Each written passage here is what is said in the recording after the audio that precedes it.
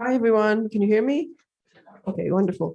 I'm Shafi Goldwasser. I'm the director of the Simons Institute for Theory of Computing. And some of you I know have been here. I'm not sure everyone.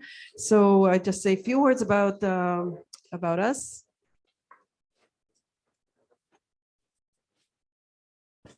Hi, everyone.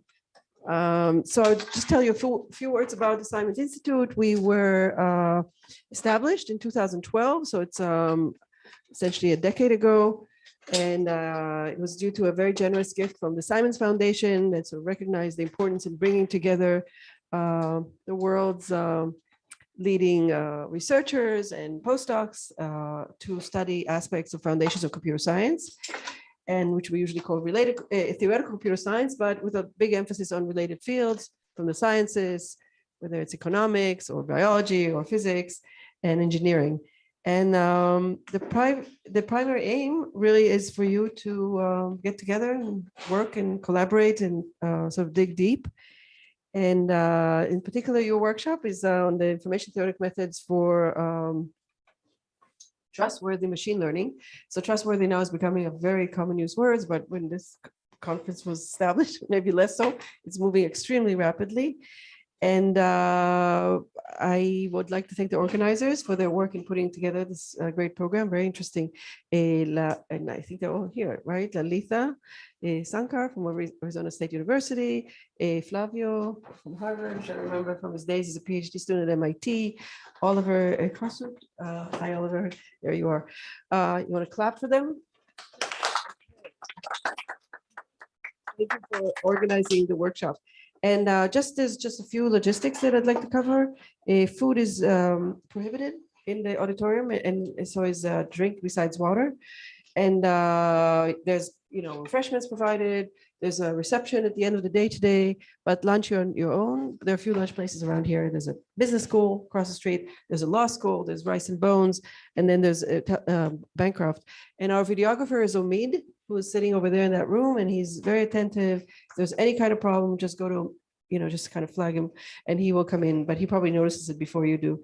The workshop is hybrid, which means that it's both in person, but it's also being streamed. And you can ask, I guess, Q&As. Also, if you're online, I think you could just sort of speak up and then we will hear you. The organizer, we have an event person, Elizabeth Yuen. Is Elizabeth here? Sometimes she peeks in the beginning. So she is managing the logistic for this week. So you should ask her any questions about events or accommodations. And now I'll hand over things to you. And thanks again. Thank you, Shafi. Thank you. Thank you. I just want to say a couple of things before we get started with our awesome plenary speaker today. We should thank the NSF. 5 years back, we wrote this proposal on privacy in the age of learning, and we're very much in the age of learning, right?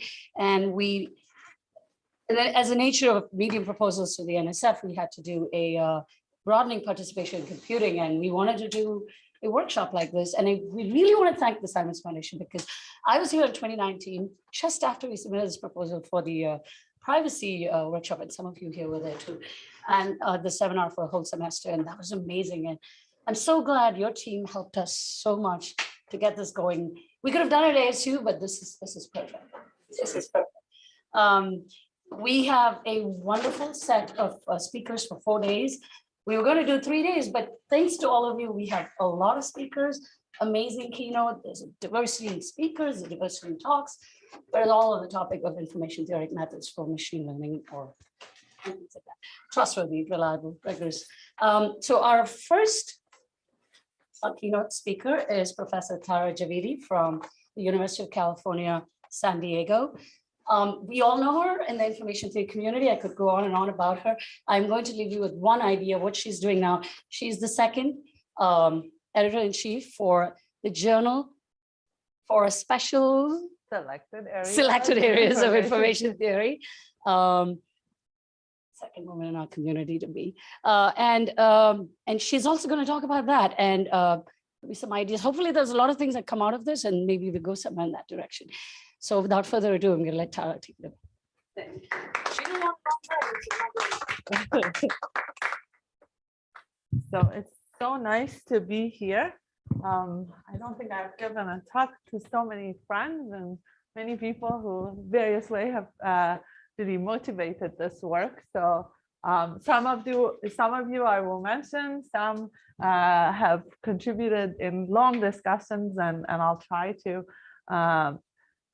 do this. But the pitch that Lalita was talking about is, as the editor-in-chief of JState, I've tried different ways, the classic way that the journal has been run, that we pest you individually and think, can you lead a special issue? But I was thinking this workshop will be a very nice place maybe to do it more collaboratively.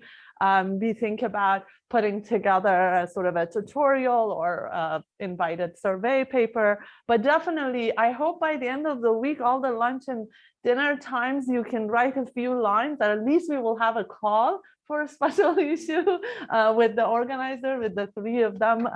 Hopefully have a reasonable date. We are going to a volume only, so we need to do a lot of advertisement and so on and so forth to get a good setup. And this is, of course, a very, very good topic. I am not the best person to open a workshop on trustworthy ML. I'm going to talk about IT methods, but my definition of trustworthy is, I can explain it. So, it's a little bit more rigorous in terms of the proofs and such. So bear with me.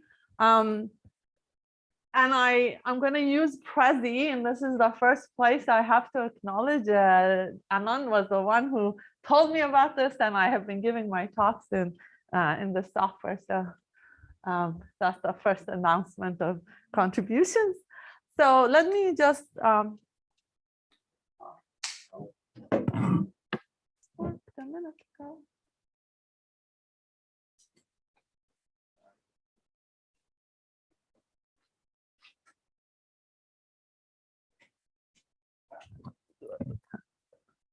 Okay.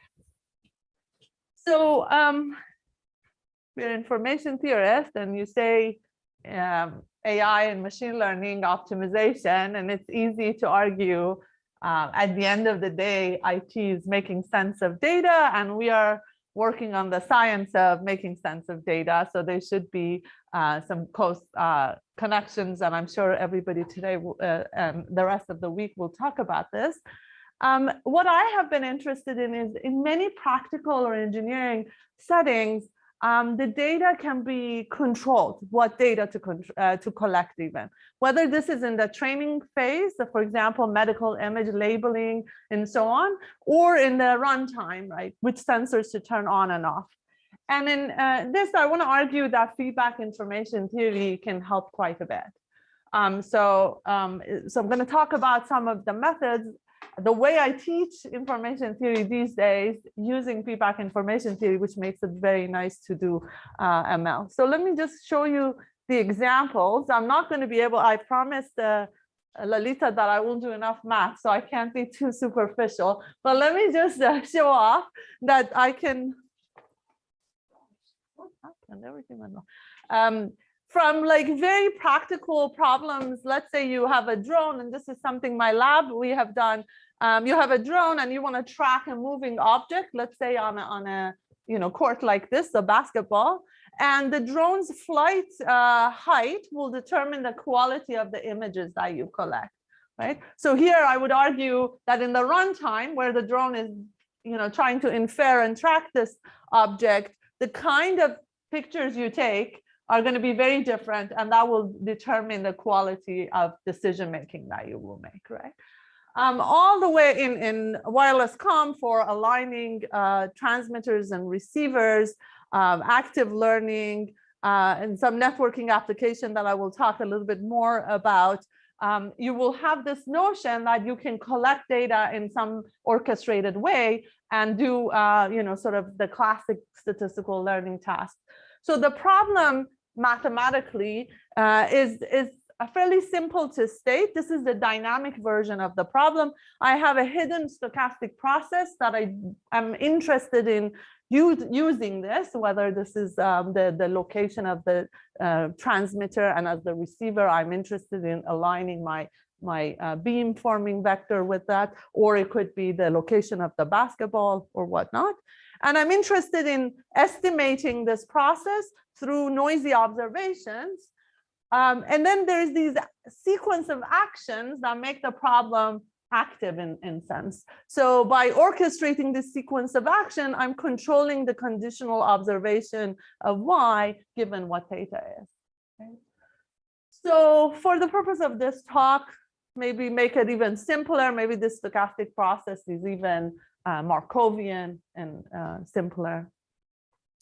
But it boils down to minimizing something like a cumulative loss of comparing your estimates plus some cost associated with taking these actions. So this is the setup. In the talk today, I'm going to argue that this kind of classic information theory with feedback problem ends up being a very nice instance of this. And what you can learn and teach on this can really help you solve these diverse set of problems. Now, in terms of the problem I'm going to talk about, this is the core problem, and this is a part of the AI Institute work that I'm involved. The idea is you have a network, and this happens a lot in networks. So let's say even in simple scenarios like enterprises, you have Wi-Fi boxes, people come and put them on, and you pick some protocol to run these networks. But there are a lot of loose parameters, whether there are software parameters that are set in terms of the protocol performance, or hard parameters like how should you control the beam, the antennas physically on your devices and so on.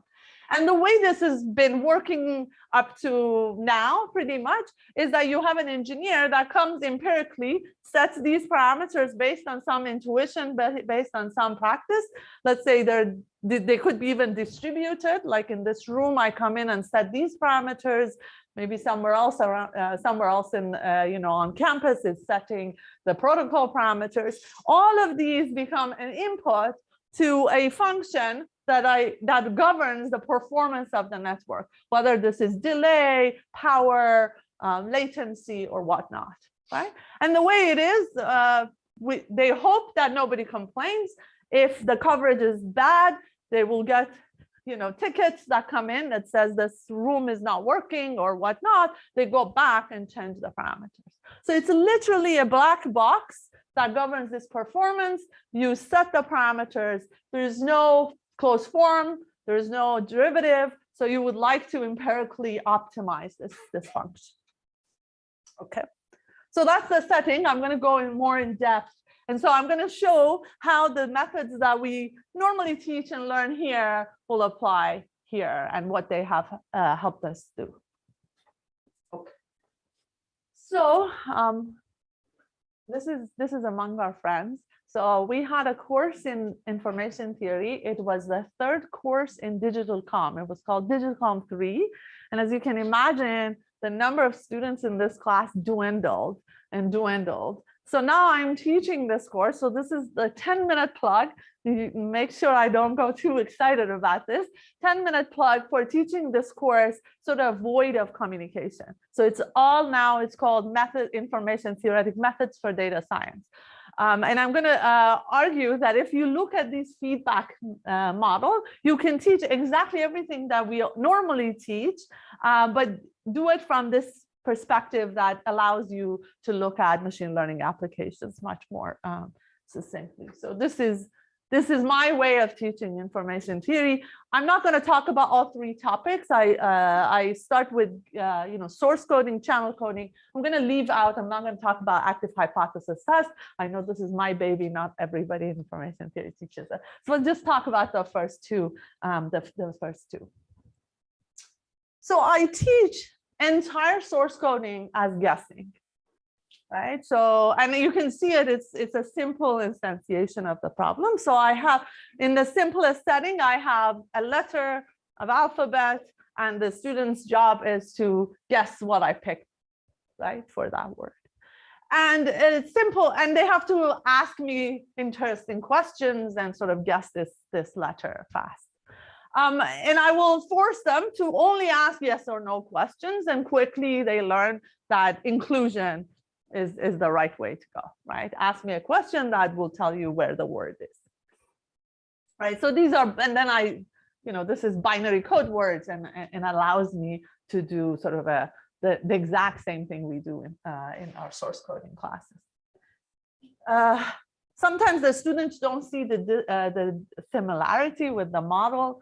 So I kind of like to think about a fixed precision number on the unit interval. And I tell them, okay, so if you want to guess this number and you know it's a fixed precision, you have to guess its bits. Right?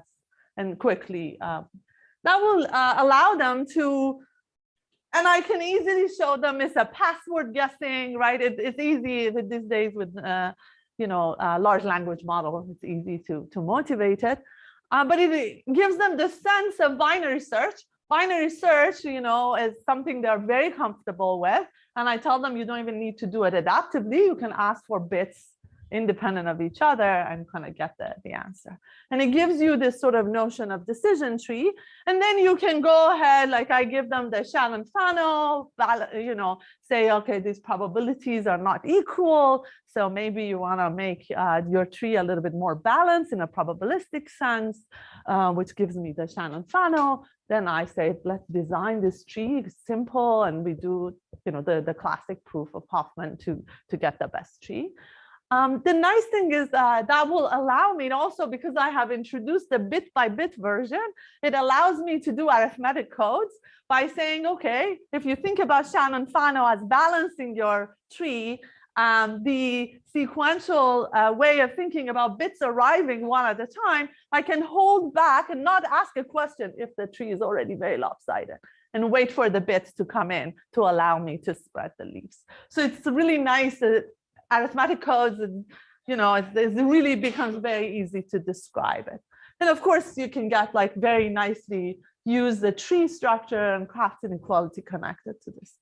One other thing that this sort of view of sequential Shannon-Fano vis-a-vis arithmetic coding gives you is these notions that I will talk about in optimization that comes out, these notions of optimality. Right? The worst case, if I know nothing, what is the worst case probability distribution? What is the sequence per sequence length that you can do, and sort of compare these notions of regret and so on. That is a little bit more machine learning that you can teach here. And I never taught it before. So it sort of nicely connects to universal source coding and model mismatch, which are useful, I would argue, for data science students more than we are used to. I also show off this this paper of the Todd, where he kind of extends this to design a brain interface, computer interface, by showing lists of words to a person who cannot type. Yes.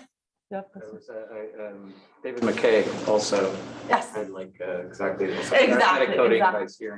And I want to thank Victoria, who basically showed me this. This was the first time I was talking about posterior matching. She told me about arithmetic code. So yes, I did.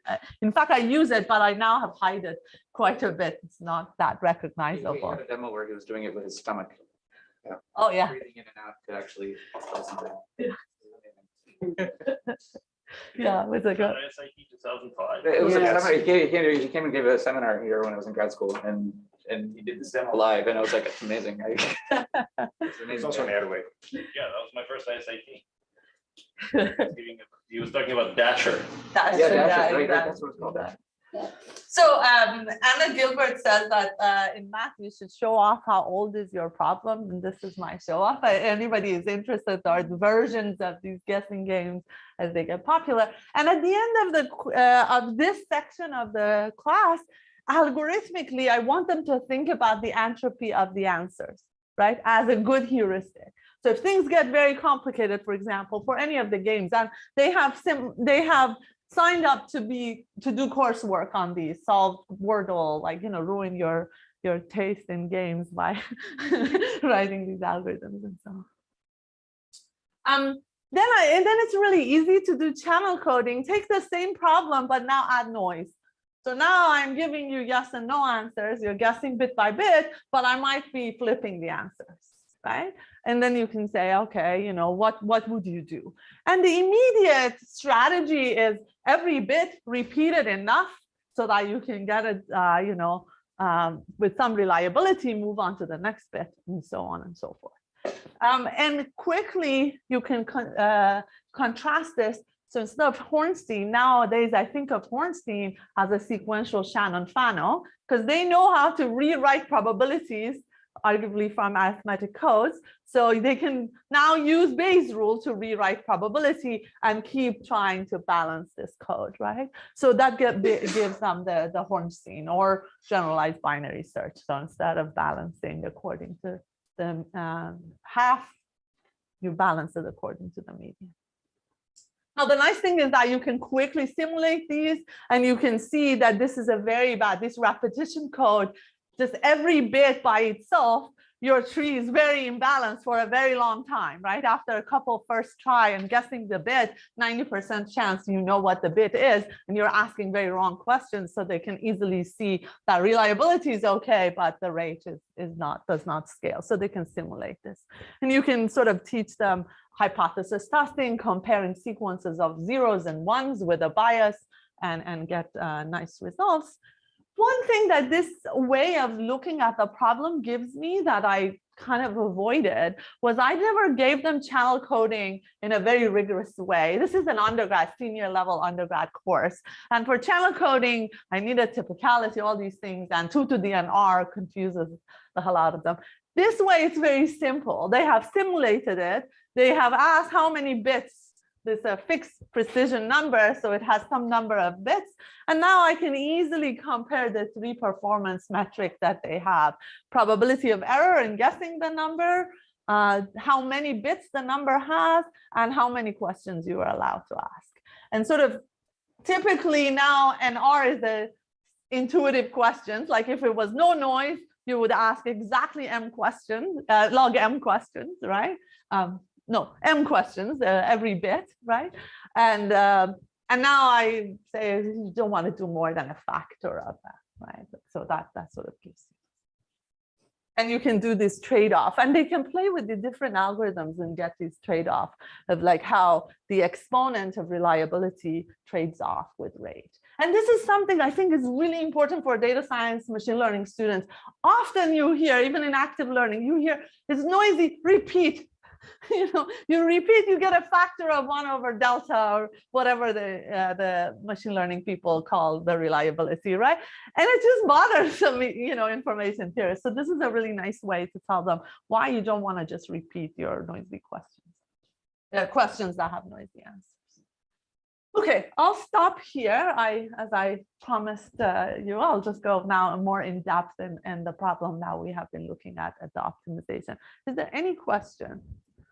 Yes, can you share your lecture notes? Yeah, I was going to say the same thing offline. I will share the lecture notes. If you have Prezi, I can share it on Prezi, and I recommend because that's nice. When I share the PDF, it becomes a PDF export, which is very ugly. So if you're interested in the I think that's the notes from the class, right? Yeah, oh, the notes. Of course. Ah, okay, that's another plug. Martina is doing the teaching IT. So I'm working on the videos and the lecture notes for that website. And in fact, Natasha just gave this talk, and Natasha said that she's a convert. She's done feedback information theory. She's going to teach some version of it. She's not willing to give up communication completely. And so we're going to work on generating. So if anybody is else interested, that's my summer project to make it like maybe a communal course that is teaching this one. Sorry. The only problem. Oh, then so sorry about that. I thought I was very proud of. Everybody tells me this Prezi thing.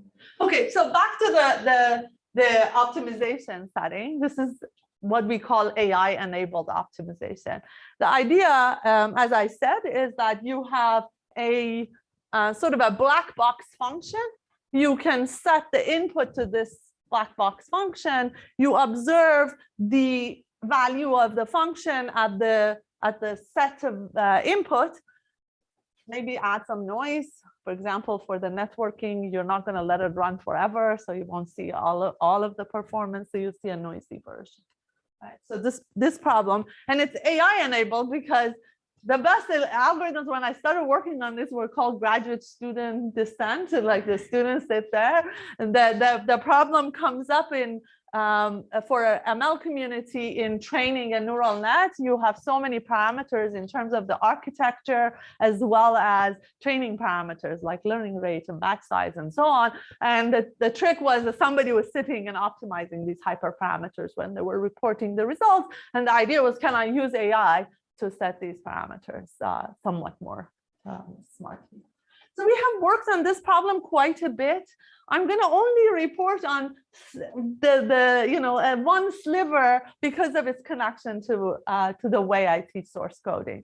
But if anybody is interested, we can talk about various versions of this problem. So this is sort of the work that my former PhD student Shekhar Shubhanshu did. I put his picture really big in his name. Please remember, he's brilliant. He's a postdoc at CMU with Aditya Ramdas. If you're looking for good faculty hires, he'd be fantastic.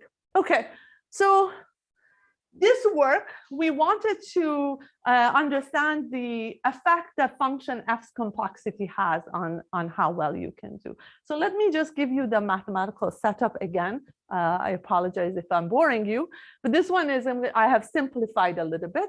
Let's say cube to the d is your input space, and you would like to maximize this function f, but you don't know the function, you don't know its derivatives.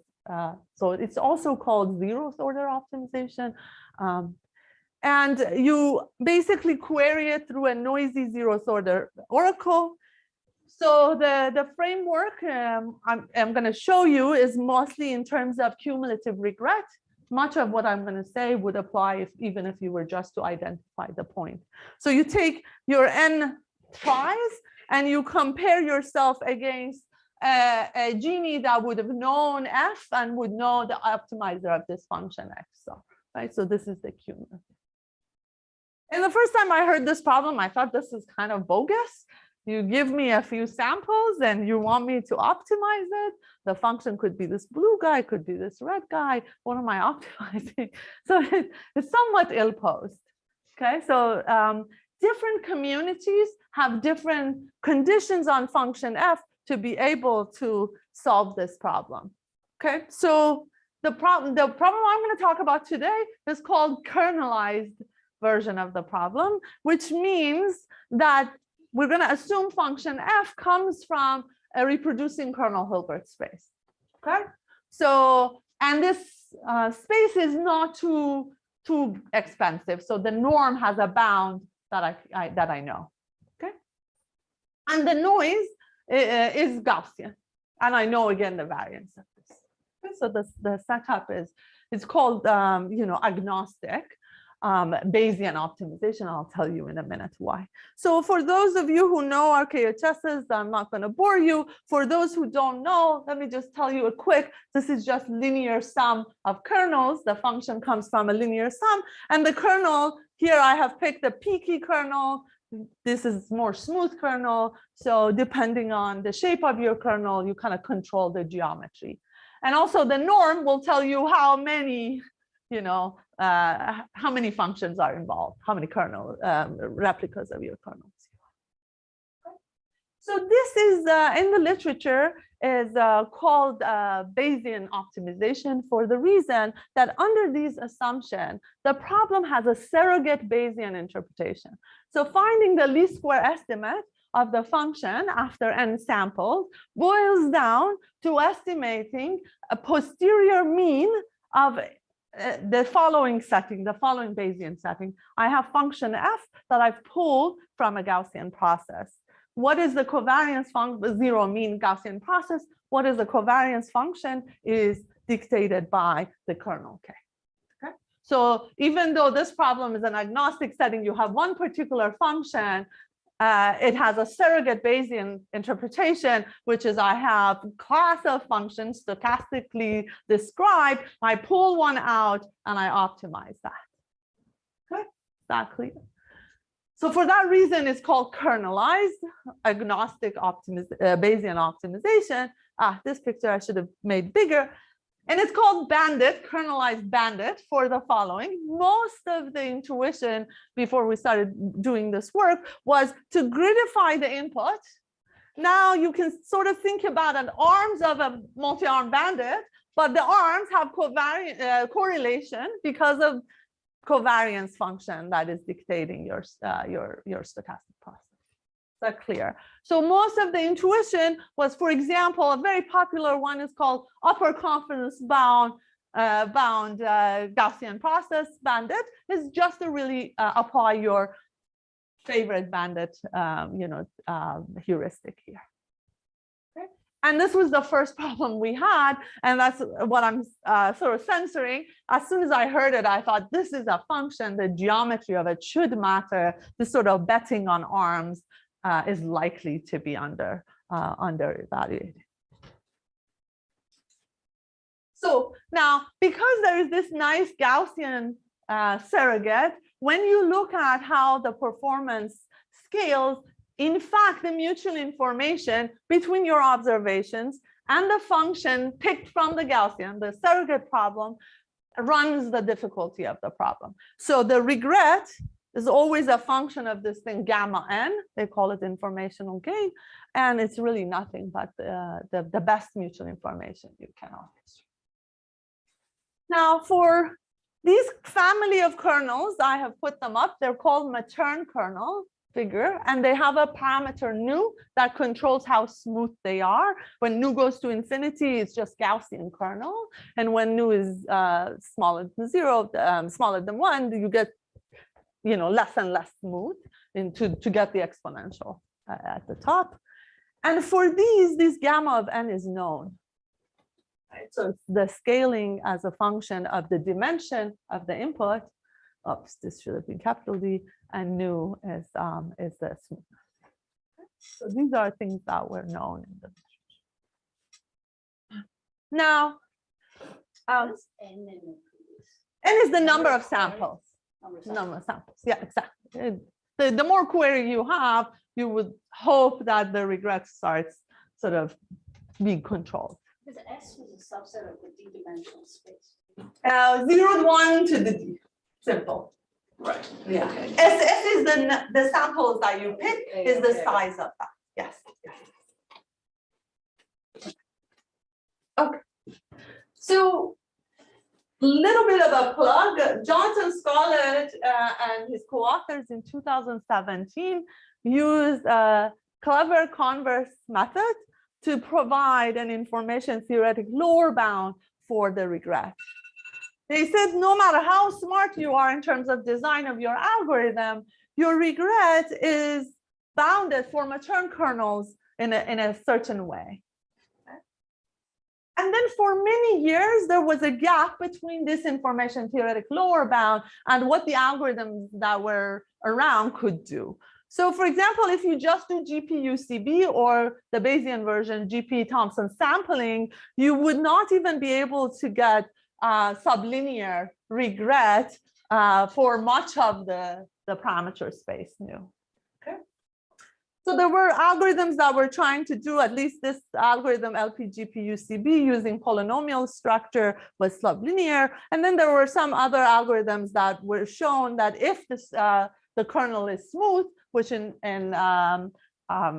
you can, its smoothness factor, so they might not be smooth, but its factor that it's smooth, then in fact you can control it, and there are some minimax near optimal solutions that achieve this. Now, when we started looking at this problem, just like sort of make the connection back to source coding, this is a minimax result. It says the worst function, and in fact, when you look at Jonathan's proof, is he finds the ugliest function, and in order to test for that function, you have to test it against the ugliest other competitions. So it was a really ugly setup in some sense. And what we asked was, first of all, the lower bound tells you nothing about how would an algorithm do if the function is easy. So let's say somehow I know the function is not as ugly as the ones manufactured in the minimax sense, how well will you do? And then, of course, we knew nothing about how to really think about how good these algorithms are on real problems, because the upper bounds were also minimax. They were just saying how well you would do on these hard problems. So for example, you would have no distinction between these two functions, which one, if you're dealt with, which one is easier, which one is harder. And it's really meaningful because when you look at, for example, you have a simple convolutional neural network and you want to decide which, let's say resolution you would pick for each layer, it's hard to believe those ugly, super spiky functions that Jonathan was testing is governing this, right? For example, you don't want a too coarse of a quantization. If you quantize too much on critical, mid layers, you will do very poorly, right? So you do need that, and this structure was not given. Okay, so we obtained two results, again, as I said, driven by this view of worst case, individual sequences, and average case. And the results are this. First of all, we found sort of an instance-dependent lower bound. Say, if an algorithm is guaranteed to do a certain amount on all hard functions, can it do better on certain easy functions? Right, so that's the first thing, and then found an algorithm that was near optimal and in fact attached to easier problems. So this is a pictorial, but let me just go again. I promised Lalita to give you enough of the meat. Let me just go a little bit in more depth as how the results are. So here, the lower bound, we structure it like this. We said if I give the algorithm a bit of slack, say you don't need to do well on all functions, right, equally, but on all of them you at least have to do A0 well, right? So don't leave any one of them completely on its own. Don't throw away any possibilities, but you're not expected to do on the hard examples maybe as well. Okay, so you give yourself a bit of slack. The question is, can you adapt to the polynomial structure around your optimal? So if you have a polynomial structure near your optimal, that's the only instance we consider. You can sort of ask yourself, what are the instances that you want to do well? This is one easy one. Because if you have a polynomial structure around the optimal, you can sort of say, I can even build an empirical estimate for the gradient and use something like a gradient descent, noisy gradient descent. So what can I adapt to that? Can I do well on these functions? So, and we got a lower bound. This is again low instance algorithm independent lower bound. The lower bound says, of course, if you give me no slack, I have to do very well for all hard problems, then yes, indeed, it's harder, the regret is worse. The same if the function is really flat near the optimal, you really have to find exactly where it is that it's optimal, and that's harder.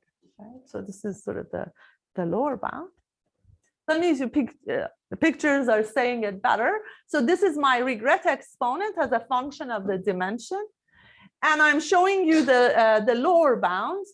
I am sort of using the label as if it's policy dependent. They are not policy dependent. Let me just remind you, we had different classes of policies that guaranteed different regrets, right? So for example, this policy, PyGPU-CB was providing, near optimal performance, right? So in that sense, what we want to make sure is that, of course, this policy is doing really well on everything. So in fact, it has a higher, lower bound, right? The regret is worse. But if a policy is only giving you sublinear guarantees for nu, then maybe the lower bound could be brought down. Okay? So this is for smoothness nu parameter 1, and the polynomial structure exponent is b equal 0.5. And you can repeat this for other things. I want to show you that, now the lower bound could also bump up. It's not that you always get a better exponent. Okay, and then we came up with an algorithm to match this lower bound. Okay, so the way I presented it, it felt like if I want to get a better performance, I better give a slack on hard instances. So our algorithm is very is hard to compute, but it resolves this tension. It says there exists an algorithm that does near optimal on all instances, but in fact does better on polynomial structure. So the exponent is the minimum of the minimax exponent, and something that can get better if you have more structure near your optimum. So, it's terrible. Sorry, this is a pathological, example that we build often to describe the algorithm. It's hopeless. So the maximum is here, in some sense. Sorry, I apologize. I don't know, the lighting is terrible. So the algorithm works very much in a Hornstein scheme. It tries to sort of bin the areas of the input and try to get a sense, what is the chance the optimizer is in this half versus in this half. And it just randomly picked the samples in those bins, and then bins the input according to your belief about where the optimal point is. And then samples are very much like the Hornstein, samples in areas you believe contain the maximizer in higher probability. And even more fun, it breaks the resolution more and more around the areas if the difference between these sort of bets are large enough. Okay. Yeah. So one of the limitations of these methods is that, the posterior updates that you do. It's very And in fact, exactly. So that's where it's Bayesian, right? So you do all kinds of pre-models and stuff like that. And that determines how well you do in practice. Yes. So two things I can tell you. One thing is an approximation, in the sense that a lot of the intuition you get from here, you can relate it to some sort of other weight, right? And our algorithm was very much driven by, so if you look at function optimization, zeroth order, I don't call, because in signal processing, zeroth order exclusively means you approximate gradient based on zeroth order information. So I call it the empirical optimization for that reason. But if you go back and look at these derivative-free optimization methods, early 20th century, there were work on Lipschitz continuous functions. And they were just using the Lipschitz constant to make the bet as where to go. It's like sort of a climbing the tree based on the Lipschitz constant. Our algorithms are very much driven by those, and they have a decision tree that breaks the input distribution and search. So our algorithm is very much related to that. Nicer than that, we have shown that if you take a Gaussian process, you sample it, with high probability, it's Lipschitz. What is its constant is dependent on the kernel and the probability that you are asking. So if you want it to be high 99% Lipschitz with a, and the kernel is very ugly, this Lipschitz constant will be terrible, right? But in fact, just to answer your question, you can really turn it back to its geometry if you have better intuition about how the geometry works. And that's what we do for the polynomial structure. The second answer, and this is something that I really expect everybody to think about. The first time I heard this problem is the simple question: I am sampling to optimize. I could use the samples to reconstruct. Which one is, how much saving do I have now that I'm only interested in maximizing rather than reconstruction? Worst case result I showed you, no difference. To construct and optimize are exactly the same. There are pessimistic results that says for those ugly functions, if you want to find the maximizer, you essentially along the way learn the full function. For these instances, not so bad. Right? In fact, my current PhD student, Madison Lee, in a signal processing conference that is coming up in Vietnam, is showing an FFT-based solution that really heuristically works really well on instances that are, that have a nice spectrum. So in that sense, to answer your question. But the algorithms are literally just decision tree. They are just really, really Hornstein, if the noise is there, or Shannon-Fano sequential, your arithmetic. Okay, so this is the structure. This is 1D, this is the 2D. Again, it gives you a multi-resolution of search. So the worst case result I was telling you on sampling was saying the samples have to reconstruct the full function. So you're bound by the complexity of the function. And here I'm showing you that in fact, I am zooming in, and on most instances, I can have a very good performance for those functions and just do a sort of a multi-resolution. Okay, so the matching with those lower bounds are these upper bounds. And now you might ask me, why is there such a gap?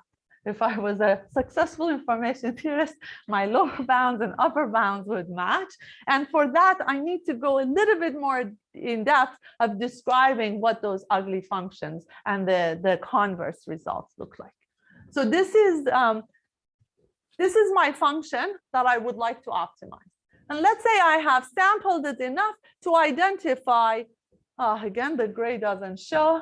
Here, this area is gray, and this area is gray. So this is the crossover area where the function is in these areas. Why do I care about this? Because these are points that I need to know if I add a bit of a bump function. This is the word from the literature. If I add a function that is nice enough by its kernel, that is not changing the norm much, it's still in same RKHS. If I add it, it doesn't bump my suboptimal point to be optimal. Does that make sense?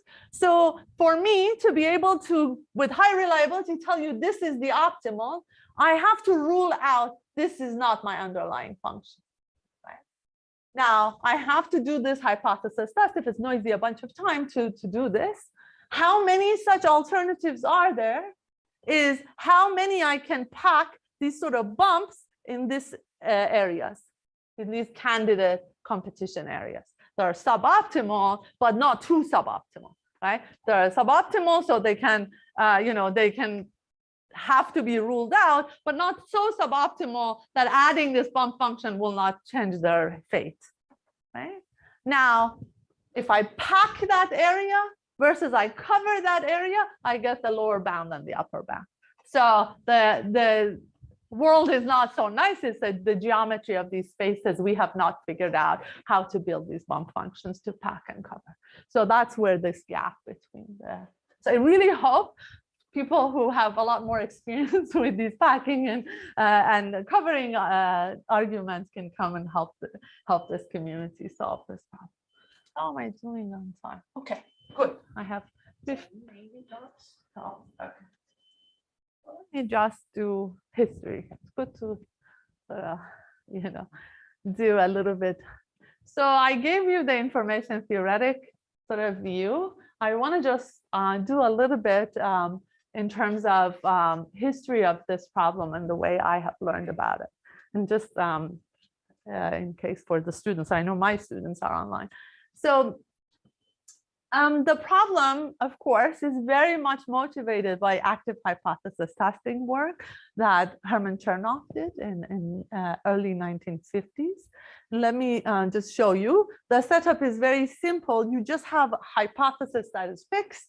And it's very nice for this function optimization. You can sort of think about the identity of your function as the hypothesis that you would like to learn. Or you could say, and this is going back to this instance dependent, you can say the location of the optimizer is the hypothesis. And you can sort of hope that the second one is simpler. And you would like to sample. And he showed that if you keep the hypotheses fixed and you ask these questions, that you basically test for these hypotheses, you can get an exponential decay in your error and characterize that best exponent. And what I have learned to like criticize is that his notion of hypotheses is fixed. So the complexity of the hypothesis doesn't come into the picture. So for my optimization problem, the complexity of the hypothesis is, and that's where I think information theorists, we have a lot to offer, is an infinite, set. And it's really a question of with what resolution you would like to recover it that matters in terms of dictating the components. I'd be remiss if I'm on Berkeley and don't mention David Blackwell's work. David Blackwell and Stein in an independent work worked at the single shot of the problem. And I'm really intrigued by their setting. They said if I have one experiment and I have the same hypothesis, M hypothesis, what is a good experiment, right? If I have one shot, what do I test for? The results are not so interesting. The result says if one of them stochastically degrades the other one, they sort of looked at a version of data processing inequality. Said if I have an experiment that is stochastically degraded version of another one, I can easily throw it away. Didn't give full picture, but it already sort of made a really nice connection to these methods, IT methods that we're used to. I myself have been thinking, and this is something that I have discussed ad nauseum with Mr. Max Roginski on a stochastic, dynamical system view, right? So if you take the Bayesian view that I have some Bayesian belief as where, for example, the optimizer is, this is a high dimensional, belief that I have to kind of track. And these, you can sort of think about what do we do in control when we are dealing with high dimensional stochastic processes, stochastic dynamical system, is often we sort of flatten the geometry, came up with a potential function, Lyapunov function, and sort of track that. And in fact, this is has been used in the literature on experiment design. Lindley and de Groot suggested this idea. De Groot showed that the solution to some dynamic program for these problems is really the right Lyapunov function, but they all propose this notion of sort of mutual information as coming as expected reduction in uncertainty and use Shannon entropy as some intuition to solve these problems. So I will wanna, and of course, Praveen, who recently passed away, again at Berkeley with John, they looked at the bit-by-bit problem with feedback, right? So they again have some nice decision theoretic way of solving this. And now I'm going to end with my sort of introduction to information theory. I learned about this connection from Todd about a work that Ofer had done. So Ofer joined in 2008 UCSD, and he had already done a lot of work on posterior matching for communication with feedback. And it sort of was talking about this. Meanwhile, I and Young Han and Michel Wieger, we were looking at the same problem of feedback feedback coding, but over a MAC channel. Okay? So where the problem becomes really interesting.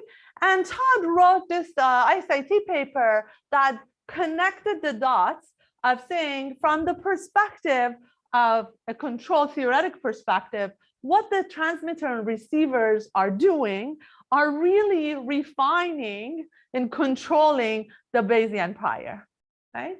In this setting, it was really simple. The questions will dictate how fast this posterior sort of zooms in. In the MAC channel, they also had to communicate with each other how to coordinate this process of coordination. So that was really the point. We started with Michel looking at the variable length coding with noiseless feedback. And then we learned that that doesn't give you capacity because we were doing Chernoff type solutions. And that's how this whole introduction to this world. And I would say, and with Andrea, we looked at joint source channel coding version of this with feedback. And then I should say, I'm very indebted to Yuri and later on with to works of Victoria, where they really could pinpoint this notion of rate in the problems that we were interested in. Because when you look at it from decision theoretic framework, even though deep down in DeGroote's work, they talk about mutual information maximization, all the rigorous analyses go in form of exponents. And I think that was really a sort of a change of mind. And this notion of thinking about the schemes that information theory gives you. So I think with that, let me just, how am I doing? Wow, okay, not too bad. Let me just conclude.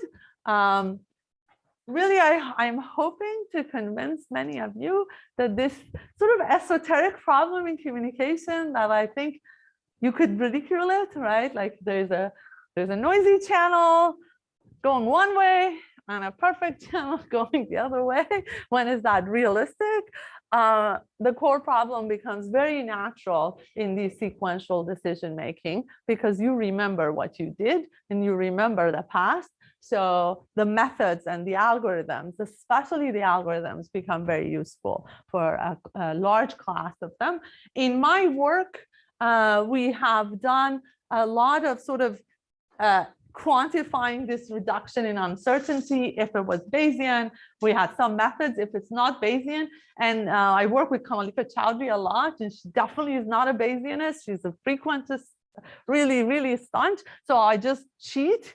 I do everything Bayesian, call it weights.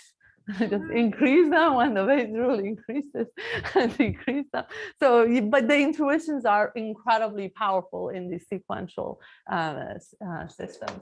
And then one thing that I have a conjecture, but at least heuristically and anecdotally, I should say, not heuristically, it seems like anytime we need to do this optimal trade-off between rate and reliability, the complexity of your hypotheses are too large, the dynamic is really fast, one of those scenarios where rate is important, there is a trade-off that you would like to see with reliability, but it always hinges upon the availability of some hierarchical representation. So one of the conjectures that I have is that, is there something, and if you think about it, source coding, all of it, in fact, source coding is the one place in information theory nobody actually thinks twice about using feedback, right? Hoffman code, Shannon-Fano codes, arithmetic codes, they assume feedback. The funny thing is that you can ask yourself, what if I don't want to do, like, what is the open loop solutions? That's by itself. But in that, you have this hierarchical structure that if I, ask these questions, inclusion questions, I learn tons of things about things that are all included in that question, right? So those hierarchies seem to be pretty important for this problem. And with that, I'll just stop here.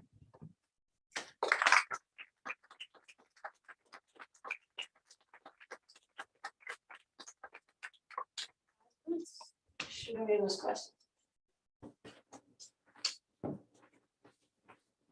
All of it.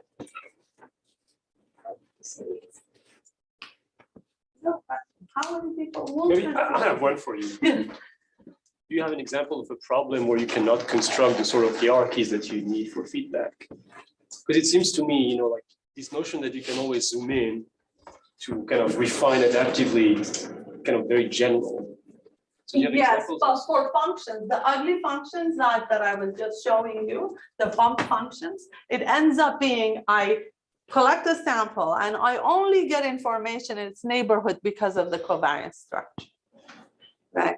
So somehow I cannot really think about I'm collecting information. So our trick to create hierarchy is sample uniformly in that space so that I learn something about all of it, but it's a bit of a cheat, right? It's not like I get one sample and it gives me information in large enough of a set. But that's geometry dependent, right? Exactly.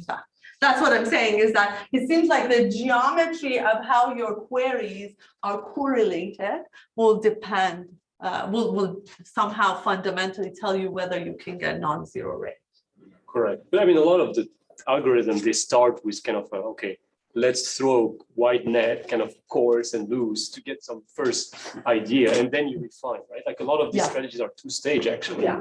Yeah. Before Yeah. prior belief. Absolutely. And I not only that, this whole assumption that I know the kernel assumes I have done some pre-processing to get an estimate. So in fact, that's something that is really close to my heart.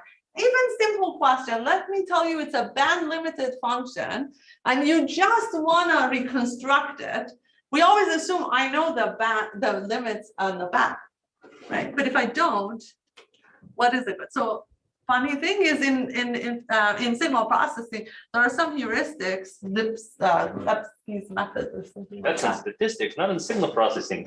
In signal processing, they use it too. Yeah, I think they rediscovered it. I think heuristic. they rediscovered Lipsky's method several times. Yeah, most probably. In fact, what happened is, I think Alon was talking about this at Colt in his plenary. He published a paper on some adaptive sort of a reconstruction method, and he got an email from my Colt co-chair, Pauline Lowe, a day later saying, "You've rediscovered Lipsky's method, but on the other hand, this is the clearest explanation of Lipsky's method I've ever seen." Yeah, and for signal processing, I only knew it in the signal processing context. It's very heuristic, no proof, nothing. It just says, I'm going to get an estimate because of band by uniformly sampled, but it's an optimistic in some sense. I assume it's low bandwidth.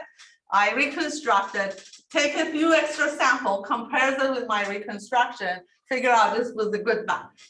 There's not much on monotonicity of reconstructions to know if this is even at least in the context of function reconstruction, how much guarantee you can get. But that's also a really, really interesting question. Yeah. I think there are some things in Bayesian optimization where they learn the hyperparameters as well. I think Andreas Krause had something in that space where Yeah.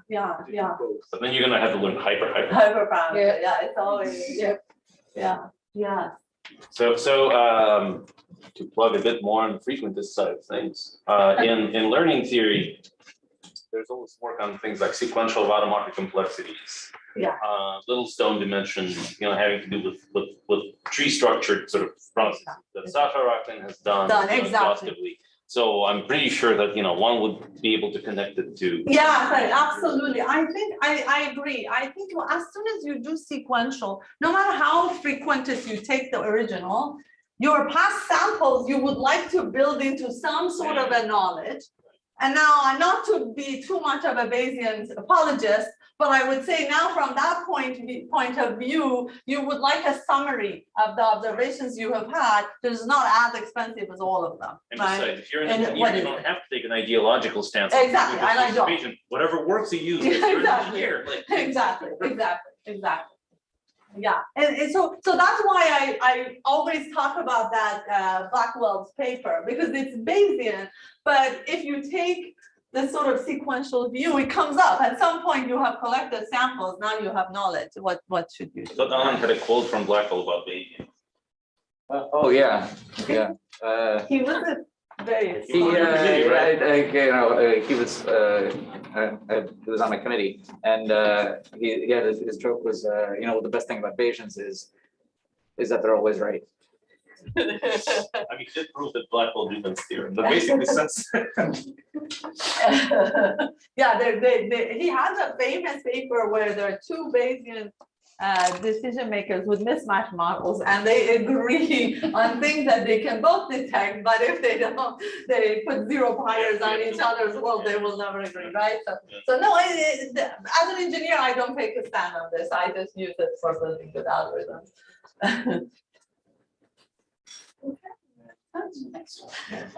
Thank you so much.